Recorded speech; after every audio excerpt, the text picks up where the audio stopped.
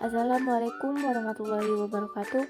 Perkenalkan, nama saya Kurniawati. Saya dari kelas 11A, sekolah di SMA Negeri 2 Mesuji Raya. Baiklah, di sini saya akan menjelaskan tentang pengertian enzim. Pengertian enzim. Enzim adalah protein yang berfungsi sebagai katalis biologis. Enzim dapat mengubah atau mempercepat reaksi kimia. Enzim tetap tidak berubah secara kimiawi pada akhir reaksi. Adapun mekanisme kerja enzim terbagi menjadi dua, yaitu gembok dan anak kunci.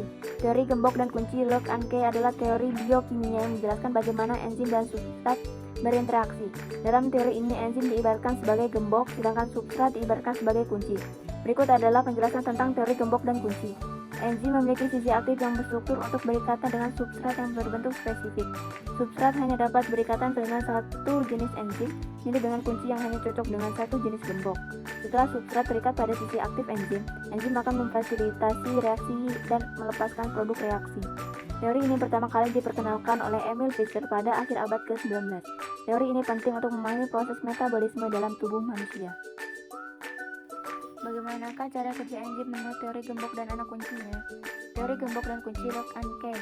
Menurut teori ini, suatu enzim hanya bekerja untuk satu jenis substrat saja yang akan berikatan pada sisi aktif. Enzim diibaratkan sebagai gembok dan substrat diibaratkan sebagai kunci. Enzim bergabung dengan substrat membentuk kompleks enzim substrat. Ada pula induksi pas atau teori kecocokan terinduksi, induced fit, adalah teori yang menjelaskan bagaimana enzim bekerja dengan cara menyelesaikan bentuknya agar dapat berikatan dengan substrat. Cara kerja enzim model induksi pas yaitu sisi aktif enzim yang memiliki bentuk yang berbeda dengan substrat akan berubah bentuk sesuai dengan bentuk substrat agar dapat berikatan membentuk kompleks enzim substrat. Baiklah, kesimpulan dari materi tersebut yaitu teori gembok dan kunci. Enzim dan substrat berinteraksi dengan sangat spesifik seperti kunci yang hanya cocok dengan gembok tertentu. Enzim diibaratkan sebagai gembok sedangkan substrat diibaratkan sebagai kunci.